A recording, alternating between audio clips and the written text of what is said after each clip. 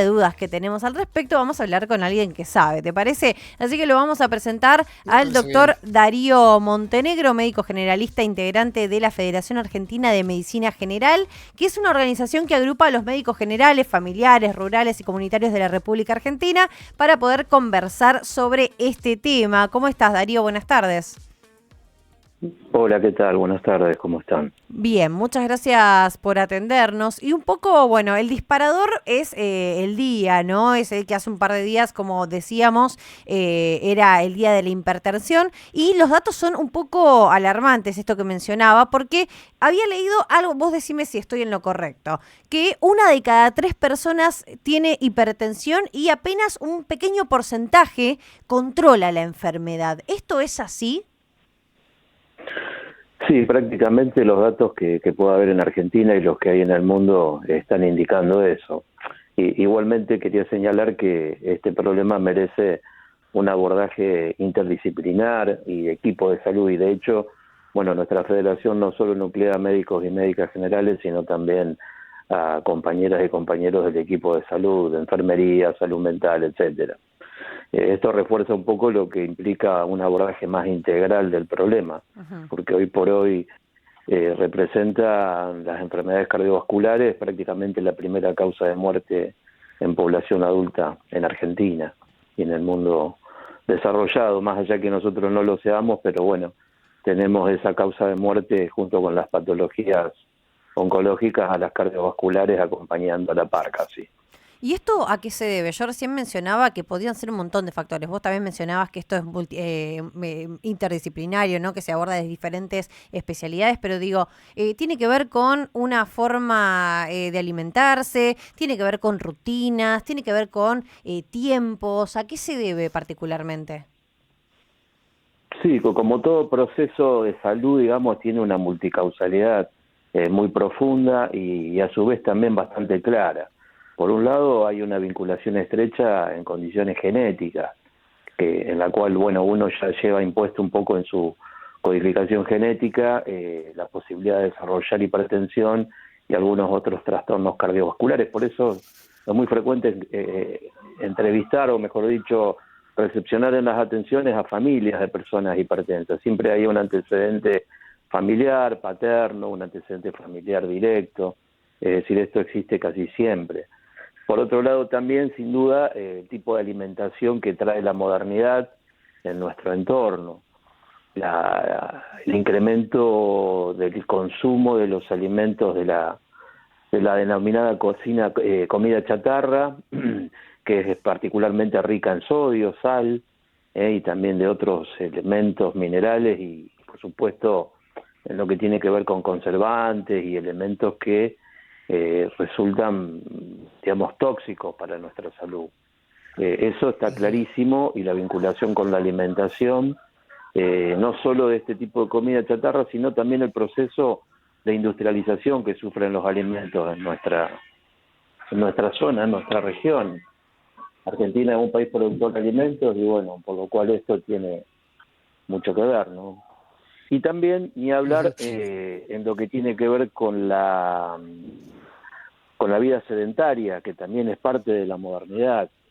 La imposibilidad por ahí, por razones de tiempo, de realizar actividad deportiva mínima, ¿no? O Ujú. básica, o de ir perdiendo el hábito, por ejemplo, de caminar al trabajo, de estar sentado mucho tiempo. Esto, digamos, son elementos que sin duda potencian la posibilidad de desarrollar trastornos cardiovasculares. Gallego, ¿querés preguntar? Darío, sí, sí, quería preguntar si hay enfermedades como la diabetes, por ejemplo, que decís, bueno, después de los 60 y pico, si no se despertó, no se despierta, o no aparece, digo, despertar por usar un verbo, pero digo, la hipertensión tiene la particularidad de que en cualquier momento de tu vida, yo conozco pibes de 25, digo pibes, que son hipertensos o chicos más jóvenes, y a los adultos mayores la mayoría tiene que controlarlos. ¿Es así? ¿Puede pasar en cualquier momento? Sí, en torno de las personas jóvenes, adolescentes o adultos jóvenes, hay que descartar otras causas que no son las habituales que ocasionan la hipertensión. Que, por ejemplo, algunos trastornos renales a temprana edad desencadenan Claro. Fundamentalmente incrementos en la presión. A lo largo del tiempo el proceso fisiológico de envejecimiento, bueno, va tornando en un fenómeno de endurecimiento de todo el árbol vascular, por lo cual la sangre, digamos, o el corazón tiene que hacer mayor presión para poder inyectar el volumen sanguíneo habitual en el árbol vascular. Entonces, al estar engrosadas las paredes arteriales o venosas, bueno, la respuesta a esto es un mayor nivel en la tensión, es decir, la fuerza que tiene que hacer el corazón para eyectar el volumen sanguíneo en el árbol vascular y nutrir de sangre con oxígeno a todos los órganos fundamentales de la economía humana, ¿no? Doctor, Ujú. este Así que dato son distintas. perdón. Es hay una mezcla de delay importante. Continúe. No, decía esto que en las personas jóvenes no es normal la hipertensión, ¿eh?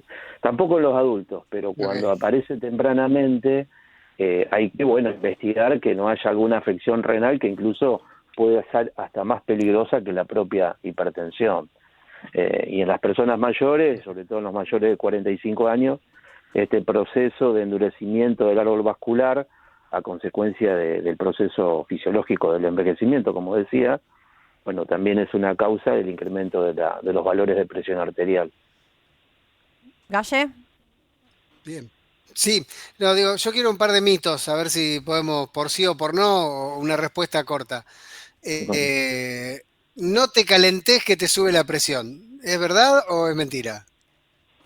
no, es verdad, porque de una persona que es hipertensa, medicada y demás, ante cualquier trastorno que ocasione estrés, hay una liberación de una hormona en el cuerpo que se llama adrenalina, y esta hormona hace que los vasos, el árbol vascular, se torne reactivo, es decir, más firme ante la eyección de sangre, y sin duda que la presión puede aumentarse. Y también en aquellas personas que pueden no ser hipertensas reconocidas o diagnosticadas, pero que también ante una situación de estrés emocional, ante situaciones también de estrés laboral, o cualquier otro tipo de estrés, el cual uno, bueno, esté sujeto a eso, sin duda que la presión pueda aumentar.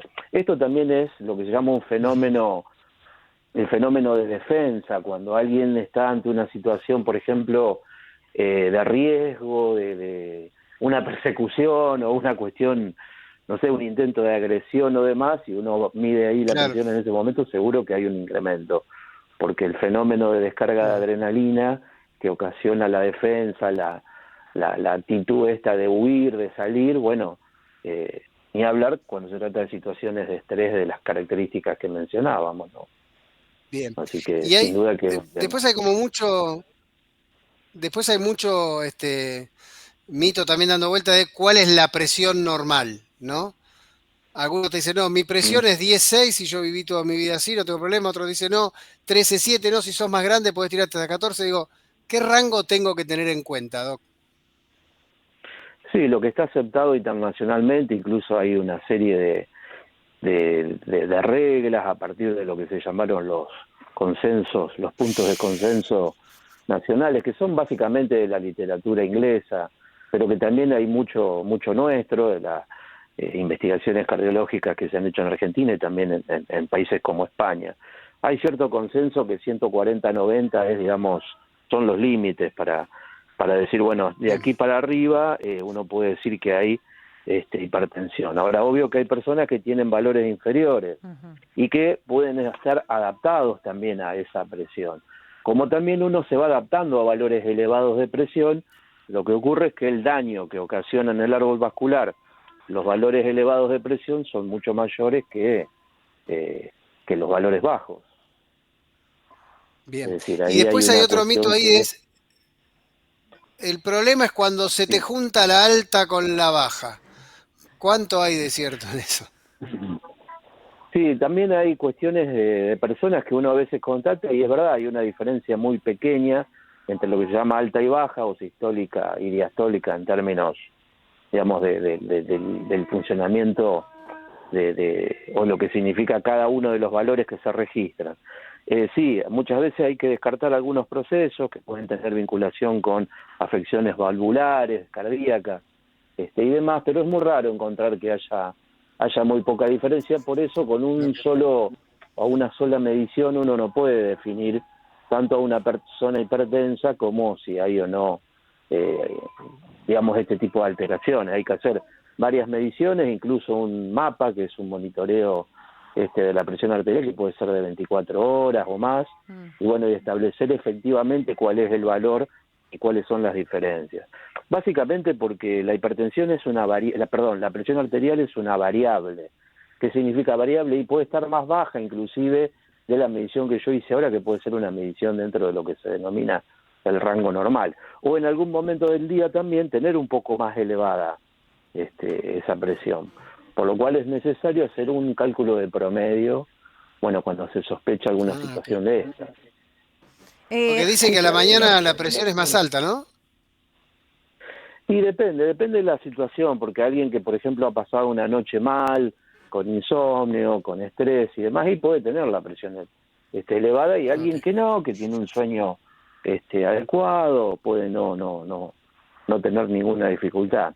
Igualmente, y al respecto de lo que hablábamos al principio, de la alimentación y demás, hubo intentos de proyectos entiendo que fueron de ley, para poder, por ejemplo, quitar la sal de mesa en los bares. Porque el agregado de sal sobre el alimento que ya fue coccionado y salado es un factor que tiende también, por acumulación a nivel renal del sodio, ¿no? La sal y el cloruro de sodio, es un elemento pero específicamente identificado en la posibilidad de desarrollar hipertensión. Por eso lo primero que se recomienda es tratar de quitar la sal de la alimentación. Claro.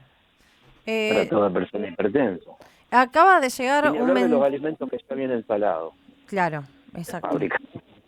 Bueno, acá me llegó un mensaje. Hola, hay que seguir. Pregunta para el doc. De la misma manera que existe la diabetes gestacional y después el parto, en la mayoría de los casos se va. ¿Puede pasar que haya hipertensión durante el embarazo o en el parto y que después se normalice? Claudia de la Ferrer le pregunta.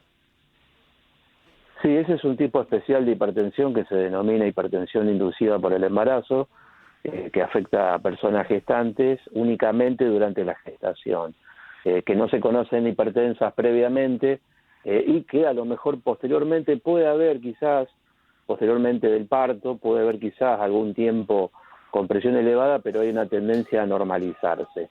Eso no quiere decir, porque estamos hablando de personas gestantes menores de 40 años, eso no quiere decir que después a futuro, bueno, quizás si el parto fue a los 30 años, quizás a los 45 o en momentos de la menopausia y demás, bueno, es muy probable que la hipertensión aparezca. O sea, estamos condenados, por así decirlo, en nuestra sociedad, en algún momento de nuestras vidas, a tener valores de presión adecuados a la hipertensión, a la clasificación de hipertensión. Lamentablemente es medio inevitable. Sí. La mayor parte de los adultos mayores lo son, la mayor parte, sí. No, digo, Sí, la última por lo menos de mi parte. Hay personas que por ahí, no, yo tengo presión baja, entonces como con sal, como jamón crudo, le veto todo, porque yo tengo presión baja o yo no tengo hipertensión. En la repetición de ese tipo de conductas, ¿es probable que en el futuro me dé esa posibilidad de ser hipertenso? Seguramente, ¿no? Y es muy probable, sí, porque personas que son altas consumidoras de altos niveles de sal tienen amplia posibilidad de desarrollar hipertensión. Ahora, puede ser que no el 100% de las personas que consumen sodio en modo exagerado, por así decirlo, desarrollen hipertensión.